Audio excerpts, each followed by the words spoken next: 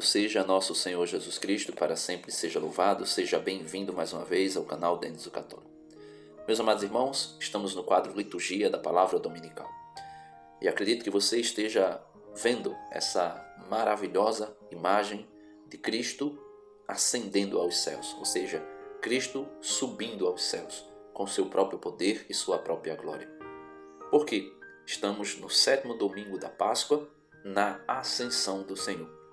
E podemos contemplar, hoje eu quero iniciar a reflexão da liturgia da palavra a partir do Salmo responsorial, onde vem mostrar Cristo sendo glorificado na ascensão e no seu assentar-se à direita do Pai. Veja o que vai dizer o salmista para nós, que revelação extraordinária. E a partir daqui eu quero fazer a reflexão deste domingo, dividindo em 3 partes importantes. A primeira, a ascensão do Senhor. A segunda, a glorificação do Senhor. A terceira, o envio do Espírito Santo e a missão apostólica de anunciar o Evangelho. Vamos lá, Salmo 46. Dos filhos de Coré. Povos todos do universo, batei palmas. Gritai a Deus aclamações de alegria. Aqui ele fala, batei palma, gritai a Deus aclamações de alegria, a Deus Pai.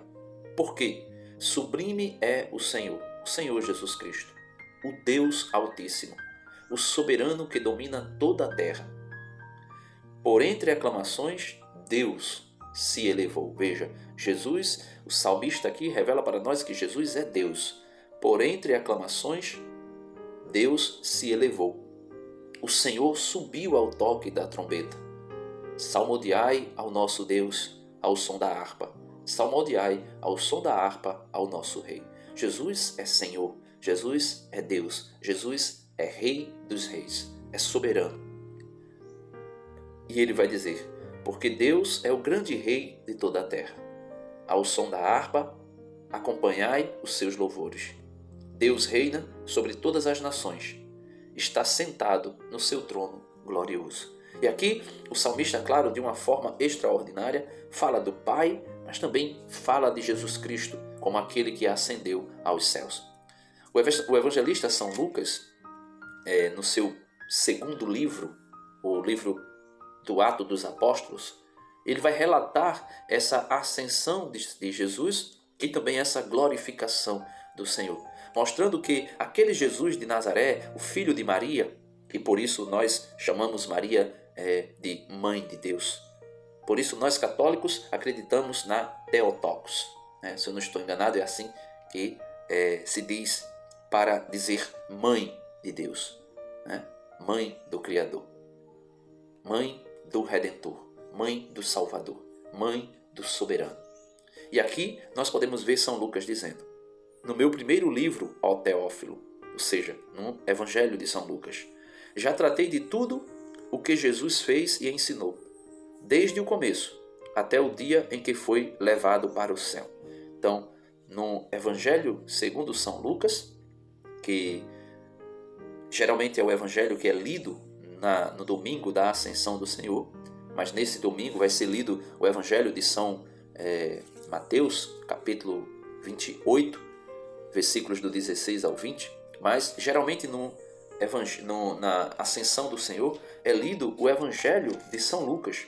O Evangelho de São Lucas, que é tirado do trecho de São Lucas, capítulo 24, do 46 ao 53. Então, São Lucas está dizendo aqui, ó Teófilo, no meu primeiro Evangelho, no meu primeiro escrito, melhor dizendo, eu falei de tudo aquilo que Jesus fez, ensinou, desde o começo até o dia em que foi levado para o céu, depois de ter dado instruções pelo Espírito Santo aos seus apóstolos que tinha escolhido. Aí veja o que ele vai dizer. Foi a eles, aos apóstolos, que Jesus se mostrou vivo depois da sua paixão. Ou seja, sua paixão, morte, sua vida ali no Calvário. Com numerosas provas. Durante 40 dias apareceu-lhes falando do reino de Deus. Durante uma refeição, deu-lhes esta ordem: não vos afasteis de Jerusalém, mas esperai a realização da promessa do Pai. Veja, primeira parte da reflexão deste domingo. Jesus ascende aos céus. a segunda parte. Jesus enviará, ou seja, depois de ser glorificado, enviará o Espírito Santo.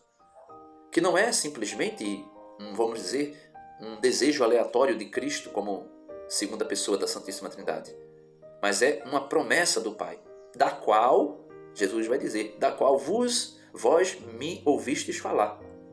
João batizou com água, vós, porém, sereis batizados com o Espírito Santo dentro de poucos dias. Então os que estavam reunidos perguntaram a Jesus: Senhor, é agora que vais restaurar o reino em Israel?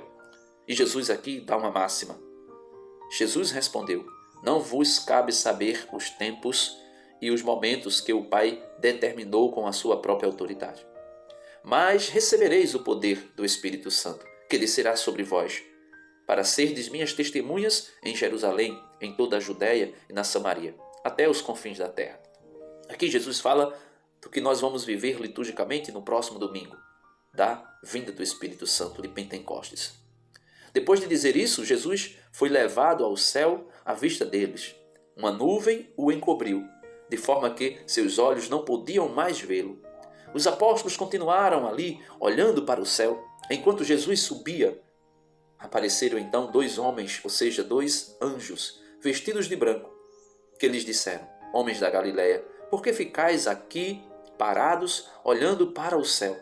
Esse Jesus que vos foi levado para o céu virá do mesmo modo como o vistes partir do céu. Então veja, Jesus aqui, por meio de São Lucas, vem revelar para nós, primeiro, a sua ascensão aos céus. Ele sobe com o seu próprio poder, como nos disse o salmista. Depois ele vai falar de que ele fará se cumprir a promessa do Pai de enviar o Espírito Santo sobre os apóstolos. E não somente isso, ele mostra para os apóstolos que ele virá uma segunda vez, a sua parousia, o seu retorno. Não é o Espírito, ele não está falando aqui do Espírito quando ele diz que voltará. Ele está falando dele mesmo, que ele virá um dia. O Espírito ele enviará, claro, nós veremos isso próximo domingo, mas ele retornará um dia. E esse Jesus, ele foi glorificado. Ele foi glorificado diante do Pai. Ele foi glorificado nos céus. É o que revela para nós São Paulo. E não somente Jesus. Veja aqui que mistério a nossa união com Cristo e a união de Cristo conosco, porque ele é cabeça da igreja. Veja que mistério. Na ascensão do Senhor, ele é glorificado, mas não somente ele como cabeça é glorificado. O seu corpo também é glorificado, mesmo que ainda não plenamente. O seu corpo, que é a igreja, é glorificado. Veja, irmãos, o Deus de nosso Senhor Jesus Cristo, o Pai, a quem pertence a glória, vos dê um espírito de sabedoria, que vos revele e faça verdadeiramente conhecer. Conhecer o quê? Que ele abra o vosso coração à sua luz, que o Espírito Santo abra o nosso coração à sua luz, para que saibais qual é a esperança que o seu chamamento vos dá, qual a riqueza da glória que está na vossa herança como os santos, e que imenso poder ele exerceu em favor de nós que cremos, de acordo com a sua ação e força onipotente. Então, São Paulo está pedindo que o Espírito Santo, que virá sobre nós, nos lance na sua luz e nos faça compreender qual é a esperança, Qual é a esperança? Qual é o chamamento que o Senhor nos faz? E ele vai dizer agora: ele manifestou sua força em Cristo, quando o ressuscitou dos mortos e o fez sentar-se à sua direita nos céus. Então, é esse mistério, essa manifestação que São Paulo quer nos revelar e quer nos fazer compreender. E só conseguiremos por meio do Espírito Santo. Que Cristo foi ascendido aos céus e que sentou-se à direita do Pai e está revestido de glória, bem acima de toda autoridade. E aqui ele fala das hierarquias angelicais, que ele está bem acima de toda autoridade, todo poder, outra hierarquia, outra categoria de anjos, toda potência, outra categoria de anjos, toda soberania, outra categoria de anjos, ou qualquer título que se possa mencionar, não somente neste mundo, mas ainda no mundo futuro. Então Cristo está glorificado acima de tudo e de todos. Sim, ele pôs tudo sob os seus pés e fez dele, veja, Deus Pai pôs tudo sobre os pés de Jesus e fez de Jesus, que está acima de tudo, a cabeça da igreja.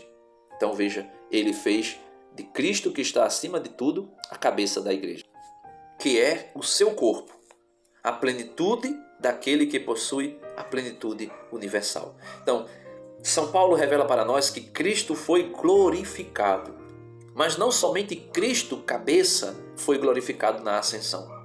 A igreja triunfante, todos os anjos e todos os santos foram glorificados com ele, foram glorificados nele, foram glorificados para ele. E aqui entra a terceira e última parte do Evangelho. O Espírito Santo que virá sobre nós e nos impulsionará para a missão. É o que diz o Evangelho de hoje. Nós vimos que, primeiro, Jesus ascende aos céus. Depois, a gente vê Jesus sendo glorificado, sentado à direita do Pai. E sendo glorificado, enviando o Espírito Santo. Esta é a promessa dele. Mas não somente enviar o Espírito Santo, mas ser glorificado junto com a igreja.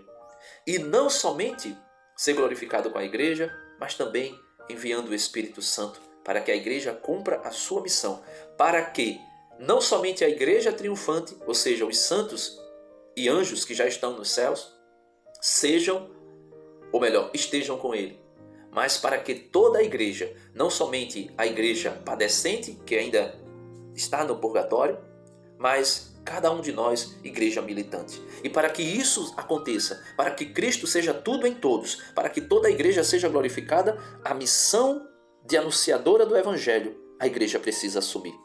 Veja o que Jesus vai dizer no Evangelho de hoje. Os 11 discípulos foram para a Galileia, para a montanha que Jesus lhe tinha designado. Quando o viram, adoraram-no. Entretanto, alguns hesitavam ainda.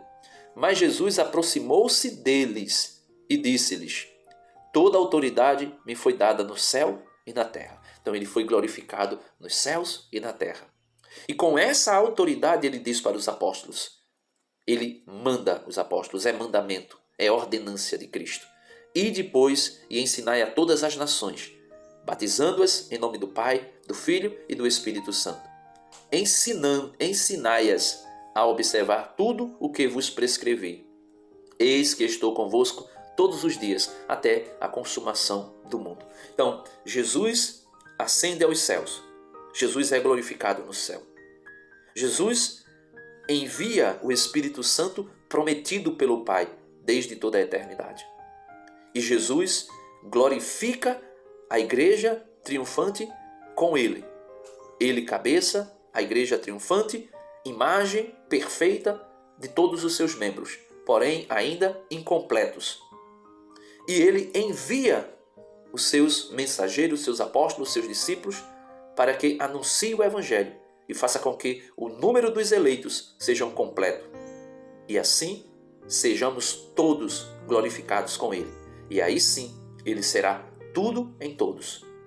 Ele será cabeça da igreja de forma, podemos dizer assim, muito mais perfeita. Não é o adequado que eu estou falando, mas muito mais perfeita, porque não somente a igreja triunfante está gloriosa no céu, mas toda a igreja estará gloriosa no céu no fim do mundo, quando ele voltar na sua parousia, quando ele voltar na sua glória para julgar os vivos e os mortos. E a igreja tem a missão de quê? Primeiro, de batizar todos, de criança a adulto. E depois ensinai a todas as nações. Como? Batizando-as. E depois de batizar, ensinar. E ensinar tudo o que ele nos... ensinai-as a observar tudo o que vos prescrevi. E vocês não estarão só. Eis que eu estarei convosco. Onde estiver 2 ou 3 reunidos em meu nome, eu estarei no meio dele. Como? Em espírito. Por meio do Espírito. Por isso, meus irmãos, peçamos ao Senhor a graça de sermos membros da igreja militante, que um dia desfrutará da graça de ser igreja triunfante, gloriosa. Para assim podermos contemplarmos o Cristo que está à direita do Pai. E assim fazermos se cumprir a missão que nos foi dada de anunciar o Santo Evangelho. Deus abençoe você e até o próximo domingo, se Deus quiser.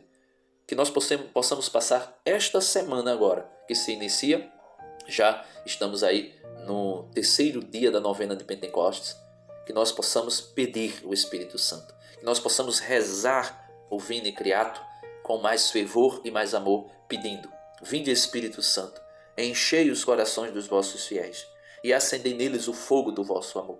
Enviai, Senhor, o vosso Espírito, e tudo será criado, e renovareis a face da terra. Oremos: ó Deus, que instruísse os corações dos vossos fiéis com a luz do Espírito Santo, fazei com que apreciemos retamente todas as coisas, segundo o mesmo Espírito. Amém. Em nome do Pai, do Filho e do Espírito Santo. Amém. Deus abençoe você e até o próximo domingo, se Deus quiser.